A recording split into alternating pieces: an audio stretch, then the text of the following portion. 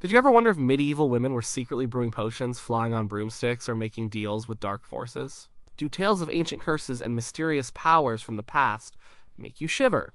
Were all the women of the Middle Ages, that long stretch of time from the 5th to the 15th century, truly obsessed with magic? Prepare to uncover the surprising truths behind 7 completely baseless myths about medieval women and magic. Number 1 myth: all medieval women were inherently superstitious and easily swayed by magical beliefs. The widespread idea that every woman in the Middle Ages walked around in a constant state of superstitious dread, ready to believe any whisper of magic, misses a huge part of the picture. Medieval society was certainly steeped in belief, but that belief was overwhelmingly focused on the divine, on the Christian gods, saints, and the spiritual workings of the church. Women, just like men, found their daily lives and understanding of the world rooted in this profound religious framework. Piety was not just a suggestion. It was a central pillar of existence, shaping everything from their personal devotions to their communal gatherings. For medieval women, their faith was not a vague concept but a lived experience, woven into the rhythm of their days, from the prayers said upon waking to the blessings offered at mealtimes. They participated in church rituals, made pilgrimages, revered relics, and understood the world through the lens of God's will and the intercession of saints. This was not a passive acceptance of superstition, but an active, meaningful engagement with a powerful spiritual system. Women often led household prayer, taught their children the catechism, and were key figures in fostering religious devotion within the family unit.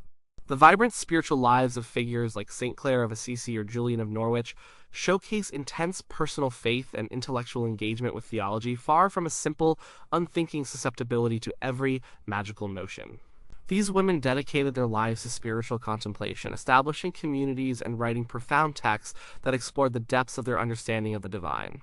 Their experiences reflect a profound and complex relationship with belief, one that prioritized the sacred over the supposedly profane realm of magic. Beyond the formal religious structure, women navigated a practical world. Their daily tasks, whether managing a household, working in fields, or engaging in crafts, demanded sharp minds and practical skills. A woman responsible for the household finances, or for overseeing servants, or for running a small business in a town, relied on shrewd judgment and careful planning, not on charms or hexes. These were women who haggled in markets, managed budgets, and dealt with the logistics of feeding and clothing their families. Their lives were grounded in tangible realities and immediate concerns. The agricultural cycle, for instance, demanded immense practical knowledge of planting, harvesting, and animal husbandry, skills passed down through generations. These were not activities governed by magical thinking, but by empirical observation and hard-won experience. A woman who understood the nuances of soil quality or the signs of animal illness was valued for her practical wisdom, not for any supernatural insight. Furthermore, medieval society was diverse, with varying levels of education and social standing among women. A noblewoman might have access to tutors and libraries, engaging with classical texts and philosophical ideas. A nun in an abbey might be literate, studying Latin, copying manuscripts, and contributing to intellectual discourse. These women were not living in a mental fog of unquestioning magical belief. They were intelligent individuals engaging with the knowledge available to them, critically thinking about their world. Even among the less educated, oral traditions often carried practical wisdom, cautionary tales, and moral lessons rather than promoting a constant magical worldview. Storytelling was a vital part of medieval culture, and while stories often featured elements of wonder or the supernatural, they served to transmit cultural values and entertainment, not necessarily to instill a pervasive magical paranoia in daily life. Skepticism also existed. While some individuals might have dabbled in local charms or sought the advice of a cunning woman for specific ailments, this was often a pragmatic approach to immediate problems, much like visiting a modern alternative healer rather than a full endorsement of a magical system. There were instances of individuals being critical of overly credulous beliefs. Church authorities for much of the medieval period often viewed popular magical practices as misguided superstition or even outright delusion rather than as a real threat of diabolical power. The Canon Episcopi, an influential early medieval text from the 10th century, declared that beliefs in women riding at night with pagan goddesses were mere illusions, put into people's minds by the devil, and that those who believed such things were infidels. This shows an official church stance that dismissed many popular magical notions as products of error, not as actual, tangible acts of magic. Such views, while not universally adhered to, certainly shaped public discourse and offered an alternative to rampant belief in the efficacy of every magical claim. The idea of medieval women as inherently superstitious often stems from later historical interpretations that project modern ideas of irrationality onto a pre-scientific society. It overlooks the sophisticated reasoning and deep spiritual convictions that actually define their lives. They lived in a world where God's hand was seen in everything, from a bountiful harvest to a sudden illness. This was not a world devoid of reason or full of unthinking fear, but one with a different understanding of causality and divine intervention. Their beliefs were logical within their own framework, built on faith, community, and the accepted wisdom of their time, a far cry from the baseless, widespread superstition often attributed to them. The complexities of their spiritual and practical lives reveal women who were active participants in their world, navigating challenges with intelligence, faith, and a pragmatic approach to daily existence, rather than being passively swayed by every magical whim. They understood the world through a deeply spiritual lens, but this did not equate to a widespread, uncritical acceptance of all purported magical phenomena. Number 2, medieval women widely believed in and practiced dark magic for malicious purposes. The chilling image of medieval women secretly gathering to cast curses, brew poisons, or conjure demons for malevolent ends is a dramatic one, but it is largely a creation of later eras, not a reflection of widespread reality in the Middle Ages. While folk magic certainly existed, it was usually far from the organized, diabolical, dark magic often conjured in stories. Most forms of magic practiced or believed in by ordinary people were far more mundane and often aimed at practical, everyday concerns, whether for protection, healing, or small personal advantages. Every community, regardless of time period, has faced desires for remedies, solutions to problems, or ways to influence circumstances. In the medieval period, without modern science or medicine, people often turned to traditional practices, local healers, or charms. This was frequently called cunning folk magic. Cunning women, for instance, might be consulted for help finding lost items, diagnosing an illness, or even for love spells. These practices were rooted in local traditions, herbal knowledge, and ancient beliefs, often passed down through generations. A charm to protect livestock from disease, a blessing for a bountiful harvest, or an amulet worn for good luck were common examples. These were often seen as harmless, or at worst, mildly transgressive, rather than overtly evil or diabolical. The intent was usually to achieve a positive outcome, or to mitigate misfortune, not to inflict harm on others through a pact with evil forces. The concept of white versus black magic often emerged from how these practices were perceived. Was the intent beneficial or harmful? Most folk practices fell into the former category, seeking to maintain or restore balance and well-being. The idea of dark magic as an organized system of malevolent sorcery involving pacts with the devil, rituals of desecration, and deliberate acts of malice through supernatural means, largely evolved in the later medieval period and intensified significantly in the early modern witch hunts. It was demonologists and legal theorists, often men with specific theological and legal agendas, who constructed this elaborate framework of diabolical witchcraft. They wrote detailed treatises like the infamous Malleus Maleficarum from the late 15th century, which sought to define and categorize these supposed acts of evil. These texts were not descriptions of actual widespread practices among women, but rather highly speculative, often fantastical theories about what evil magic could be, based on interpretations of heresy, demonic influence, and a particular theological worldview. The Malleus Maleficarum, for example, went to great lengths to link witchcraft specifically to women, arguing for their inherent weakness and susceptibility to the devil's temptations, a viewpoint that was far more reflective of misogynistic biases of the time than of real female engagement with dark arts. When accusations of maleficium or harmful magic did arise in medieval courts, they were often rooted in very real social conflicts and personal grievances. A neighbor might accuse another of causing illness in their child or souring their milk, often after an argument or a perceived slight. These accusations were usually about tangible harm, and the perceived magic was often an explanation for misfortune in a world without understanding of germs or natural disasters. The magic might involve a suspicious glance, a mumbled word, or a traditional remedy that went awry. The focus was on the effect of the perceived magic, the harm done, rather than on an elaborate system of diabolical rituals. The legal processes were often local and concerned with resolving disputes within the community, aiming to understand who was responsible for the harm rather than embarking on a grand search for devil worshippers. Consider the case of Alice Kyteler in Ireland in the early 14th century. While her case is often cited as an early witch trial, it was deeply intertwined with accusations of heresy, usury, and poisoning, reflecting complex political and social tensions between secular and ecclesiastical authorities. The accusations against her were exceptional for their time, focusing on wealth, social status, and powerful connections, rather than being a typical example of widespread accusations against ordinary women for dark magic. Her accusers layered many charges on her, some of which touched on magical practices, but these were part of a broader indictment driven by social and religious anxieties of a powerful woman, not evidence of a general societal fear of women practicing pervasive dark arts. The vast majority of women in medieval society were concerned with practical survival, family well-being, and religious devotion. They were not plotting against their neighbors with complex spells or engaging in secret covens. The idea of organized, malicious, dark magic being a common practice among women is a narrative that gained traction centuries later, fueled by societal anxieties, theological shifts, and the proliferation of printed books that sensationalized and codified the concept of witchcraft. These ideas created a template for what dark magic should look like, often inventing elements that had little basis in the actual daily lives or beliefs of medieval women. The reality was much more nuanced, involving a spectrum of folk practices, community beliefs, and personal piety, far removed from the dramatic, sinister image of the dark sorceress.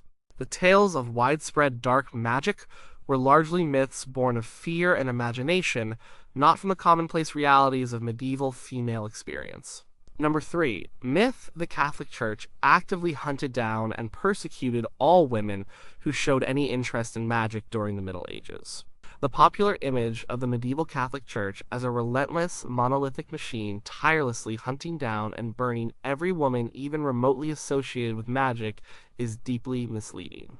The Church's stance on magic throughout the long medieval period was far more complex, evolving, and often surprisingly lenient, especially when compared to the intense persecutions of the early modern era. For much of the Middle Ages, the Church often regarded popular magical practices with skepticism, dismissing them as mere superstition, illusion, or folly, rather than as a widespread diabolical threat requiring systematic eradication. Early Church documents, such as the Canon Episcopi, which dates back to around 906 CE and was widely circulated for centuries, are crucial here. This text explicitly stated that beliefs in women riding at night with pagan goddesses, or shapeshifting, were delusions put into people's minds by the devil, and that those who believed such things were infidels. The Canon Episcopi thus discouraged belief in the reality of such magical acts. It framed these notions as errors of mind, not as actual, tangible acts of sorcery empowered by the devil. This meant that for a significant portion of the medieval period, the Church's primary concern regarding popular magic was often to correct erroneous beliefs and to guide people away from what it saw as pagan remnants or superstitions, rather than to violently suppress a real and widespread satanic conspiracy. The focus was on mental delusion and religious error, not on the active persecution of real witches. For most of the medieval period, magical accusations were usually handled at the local level, often by secular courts, and frequently arose from community disputes rather than grand theological crusades. If someone was accused of maleficium harmful magic, it was typically in response to a specific perceived harm, like illness, crop failure, or animal death. The legal process would focus on the alleged harm and the local community's perception of the accused, rather than on an extensive ecclesiastical investigation into a pact with the devil. Punishments, if found guilty, were often fines, public penance, or banishment, not necessarily execution, especially not burning. Burning was primarily reserved for heresy, treason, or severe crimes, and was less common for simple accusations of magic in the medieval period, particularly outside of specific regions. For example, in England, until the early modern period, witchcraft was often considered a lesser offense, or a felony, and could be punished by hanging, not burning. It is true that as the Middle Ages drew to a close, specifically in the 14th and 15th centuries, there was a shift in theological and legal thinking. The concept of a formal pact with the devil began to gain more traction within some intellectual and ecclesiastical circles. This new understanding transformed magic from mere superstition into a grave heresy, an explicit renunciation of God and allegiance to Satan. This conceptual shift was significant. No papal bulls, such as Pope John XXII's Super Ilius Specula, 1326, expressed concern about those who made pacts with demons, and Pope Innocent VIII's Summus Desideratus Effectibus, 1484, specifically authorized inquisitors in parts of Germany to proceed against those involved in demonic witchcraft. This latter bull, issued just before the end of the Middle Ages, is often seen as a precursor to the intense witch hunts of the early modern period. However, it is crucial to understand that even with these later developments, the full-blown, widespread, and systematic witch trials that characterized parts of Europe between the 16th and 18th centuries were not typical of the entire medieval period. The medieval Inquisition, established by the Church to combat heresy, focused primarily on doctrinal deviations like Catharism or Waldensianism. While an inquisitor might investigate a case involving magic, their primary concern was often to determine if the magic involved a heretical belief or a devilish pact, rather than simply any magical practice. Cases where the Inquisition truly focused on demonic witchcraft were relatively rare before the very late 15th century. Even then, the impact was geographically uneven. Some regions experienced more intense scrutiny, while others remained largely unaffected by the rising tide of fear. The overall number of witchcraft executions in the entire medieval period pales in comparison to the thousands who were executed in the early modern period, a period that spans from the 16th to the 18th century after the Middle Ages ended. So, while the Church's views on magic certainly evolved and became more severe towards the end of the medieval era, and while some individuals were indeed prosecuted, it is a gross oversimplification to claim that the medieval Catholic Church was actively and uniformly hunting down all women interested in magic throughout the entire Middle Ages. For centuries, the predominant view was often one of dismissal or correction of delusion, not of systematic, violent suppression of a perceived diabolical threat. The widespread witch hunt phenomenon we associate with the burning of witches was a distinctly later, early modern phenomenon influenced by new theological ideas, legal developments, and social anxieties that had not yet fully ripened during much of the medieval period. Before medieval women who practiced healing were automatically seen as witches. The idea that any woman in the Middle Ages who dared to offer a healing remedy or assist in childbirth immediately found herself branded as a witch is a powerful and persistent myth, but it is deeply inaccurate.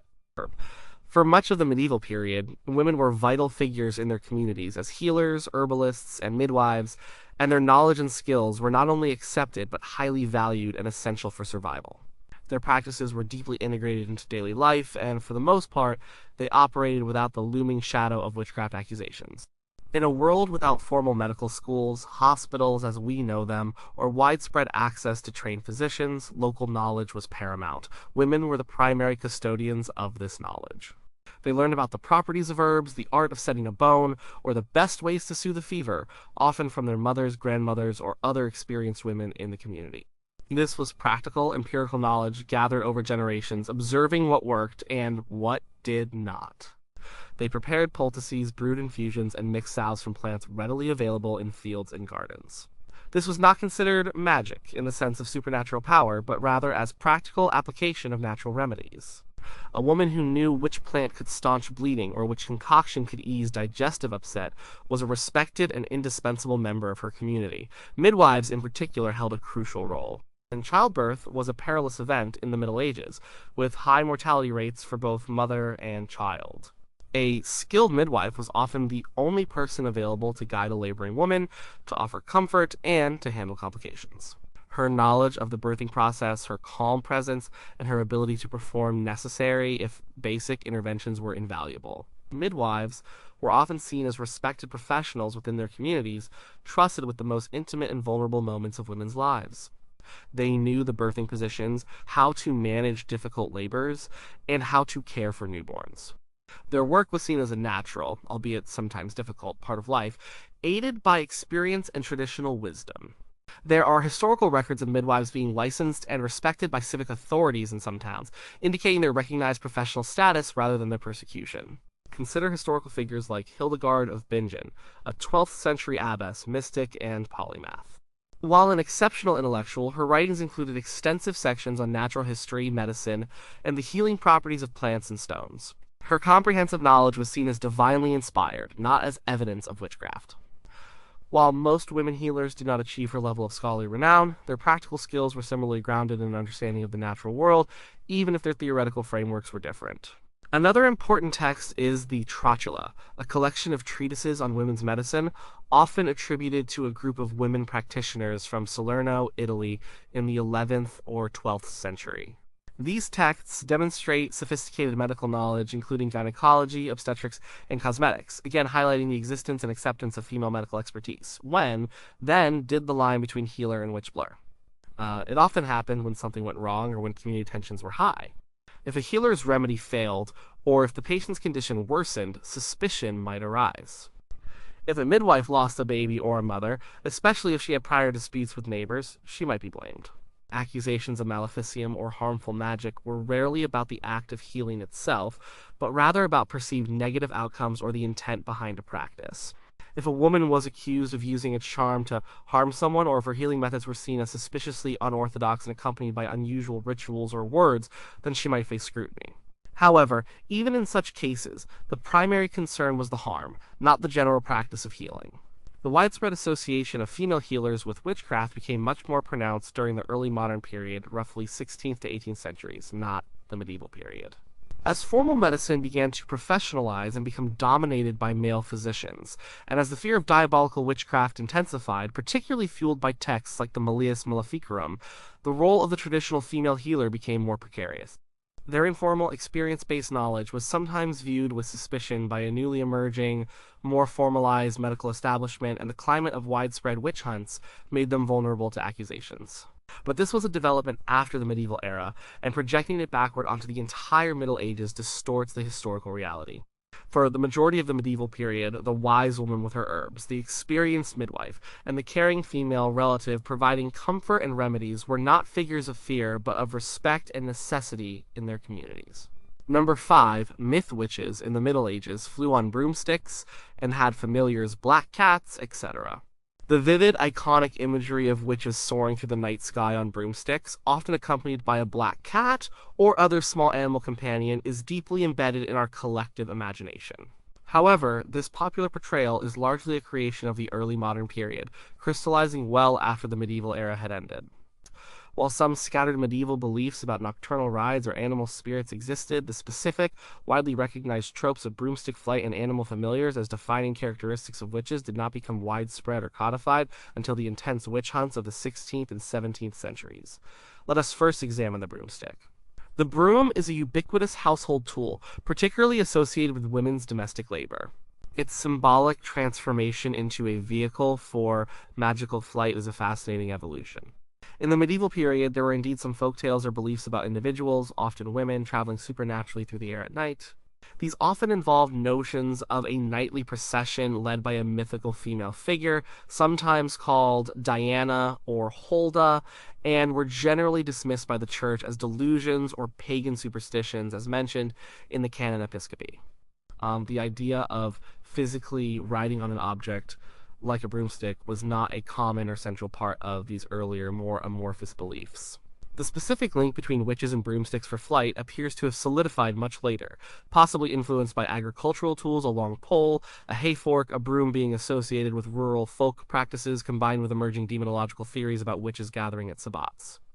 It was in the printed pamphlets and woodcuts of the early modern period that the image of the broom-riding witch truly took off, becoming a recognizable symbol of diabolical power and rebellious femininity.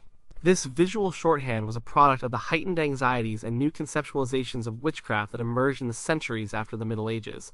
Now concerning familiars. The concept of a familiar, an animal spirit in service to a witch, usually a small creature like a cat, dog, toad, or even a mouse, is predominantly an English and Scottish phenomenon, becoming a prominent feature of witchcraft accusations in those regions during the 16th and 17th centuries. These familiars were believed to be demonic agents given by the devil to assist witches in their malicious deeds, often by sucking blood from a hidden mark on the witch's body.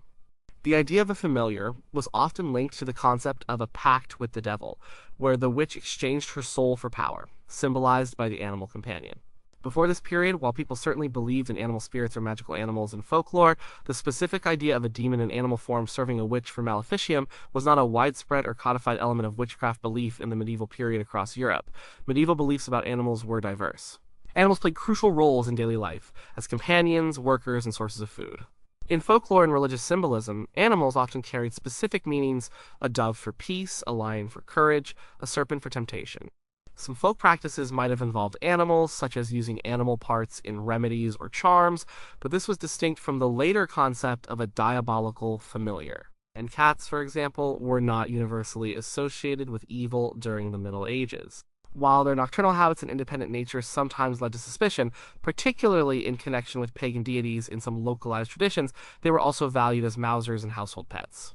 The strong negative association of black cats with witches and evil was a later development, amplified during the witch hunts. The shift in imagery and belief, from vague notions of nocturnal travel or folk magic to detailed descriptions of broom-riding witches and their animal familiars, reflects a profound transformation in how witchcraft was understood. This change was driven by several factors: the rise of demonological treatises that sought to define and categorize diabolical witchcraft, the increasing emphasis on the Sabbat, a supposed nocturnal gathering of witches, and the pervasive fear of the devil's direct influence in the world. These concepts were largely formulated and propagated by learned elites, theologians, lawyers, and demonologists, who then applied them to often illiterate or uneducated women accused of witchcraft. The fantastical elements, including flight and animal servants, were frequently elicited through torture and coercive interrogations, or were grafted onto confessions by the accusers, rather than being common, self-reported practices of the accused women themselves. Thus, when we envision a witch from the Middle Ages, with her pointy hat, broom, and black cat, we are actually conjuring an image that belongs more accurately to the early modern period. The medieval period, while certainly containing beliefs in magic and the supernatural, lacked the distinct, well-defined iconography and the widespread, detailed narrative of the witch that became so dominant in the centuries that followed. The popular images we hold today are largely a product of historical developments and cultural narratives that came much later. Number 6. Myth medieval women were routinely burned at the stake for witchcraft. The fiery image of a woman burning at the stake for witchcraft is one of the most enduring and terrifying symbols associated with the medieval period. However, this widespread perception is a significant historical inaccuracy. While burning was indeed a horrific form of execution used in the Middle Ages, it was not the routine or primary punishment for accusations of witchcraft during much of this era.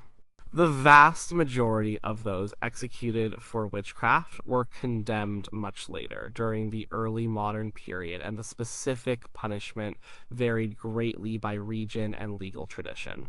In the medieval period, roughly 5th to 15th centuries, accusations of witchcraft were often handled at local levels and were more frequently considered maleficium or harmful magic.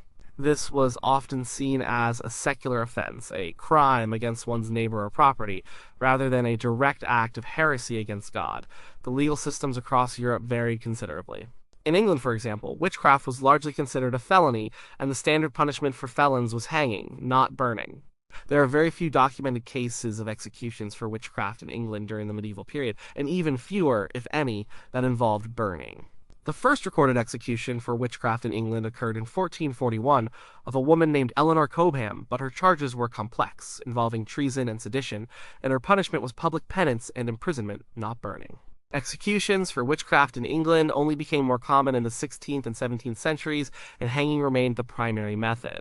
In continental Europe, legal traditions differed. Burning was indeed a punishment, but it was generally reserved for serious crimes like heresy or treason. If a magical practice was deemed to be explicitly heretical, meaning it involved a deliberate renunciation of God or a pact with the devil, then burning might be prescribed. However, as discussed earlier, the theological and legal understanding of witchcraft as a diabolical heresy punishable by death only fully solidified towards the very end of the medieval period, specifically in the 14th and 15th centuries. Even then, such cases were not routine.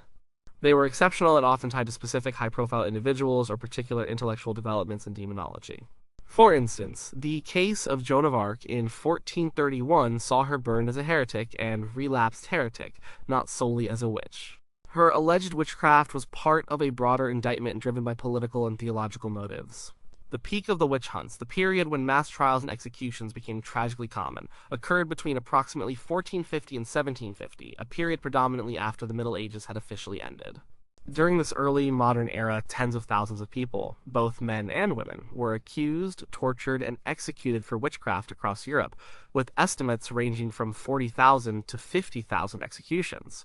It was during this period that the image of the witch being burned at the stake became a terrifying reality in many parts of the Holy Roman Empire, France, Switzerland, and other regions where Roman law and inquisitorial procedures were more prevalent. The reasons for this surge were complex, involving religious conflicts, social anxieties, economic upheavals, and the widespread acceptance of sophisticated demonological theories that linked witchcraft directly to the devil. It is crucial to distinguish between the medieval period and the early modern period when discussing the frequency and methods of witchcraft executions. The medieval period saw far fewer accusations of witchcraft and fewer executions. When punishments were meted out, they were often milder, such as fines, public humiliation, or exile, rather than death. The legal frameworks were often less centralized, and local customs and common law frequently prevailed, which were not always as harsh as the later inquisitorial systems that developed. The common law tradition in England, for example, required concrete proof of harm, which made it harder to secure convictions based solely on abstract notions of diabolical pacts or supernatural powers. So, while tales of witches being burned at the stake evoke a primal fear and seem to fit a simplistic view of the Dark Ages, the historical reality is far more nuanced. The era of widespread and brutal witch trials, with burning as a prominent method of execution, was a distinctly early modern phenomenon.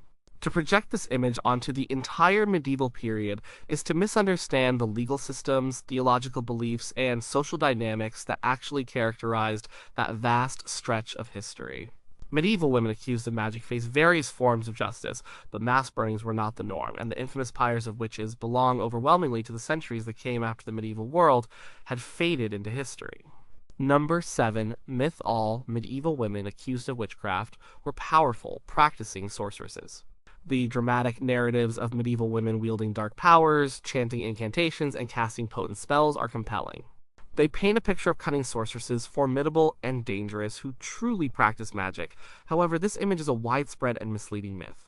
The vast majority of women accused of witchcraft in the medieval period were not powerful, practicing sorceresses in any sense that we might understand from fiction.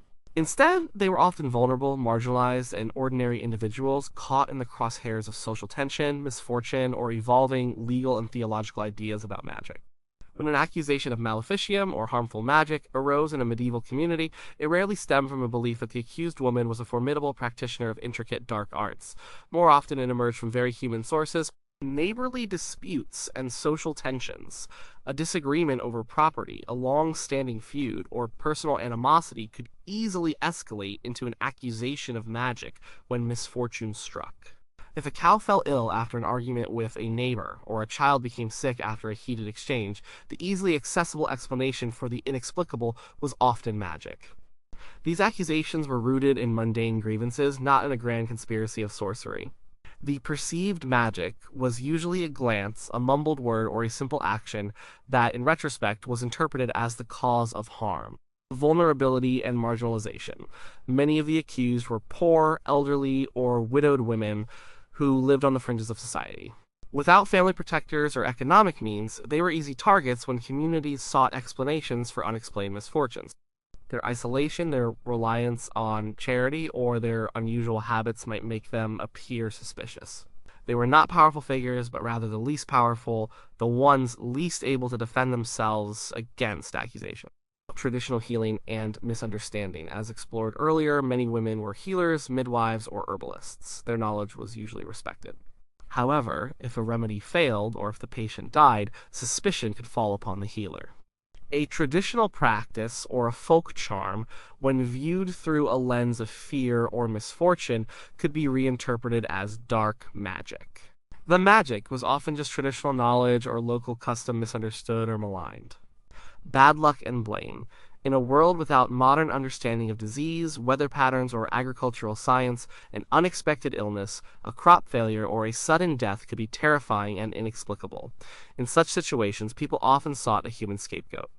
An individual who was already disliked, eccentric, or vulnerable might be blamed for misfortunes that were simply a matter of bad luck or natural occurrences. Confessions under coercion. While more prevalent in the early modern period, some medieval legal processes, particularly towards the end of the era, could involve torture or intense interrogation. Under such duress, individuals might confess to fantastical acts, including agreements with demons or flights through the air, simply to stop the pain or to comply with the expectations of their accusers. These confessions were not evidence of actual magical practice, but rather of the extreme pressure of the legal system. Consider the detailed accounts from local English courts, such as those found in assize rolls from the 13th or 14th centuries. These records frequently detail accusations of maleficium arising from everyday disputes. A woman might be accused of bewitching a brewing vat so the beer would not ferment, or of causing a neighbor's pigs to sicken. These were tangible harms, and the magic was often an assumed cause, not a demonstrated power. The accused were not described as commanding legions of demons or flying through the air. They were typically ordinary women, facing extraordinary accusations stemming from the anxieties of their communities. The notion of the powerful sorceress as a widespread phenomenon belongs more to folklore and later literary creations than to the historical reality of medieval witchcraft accusations.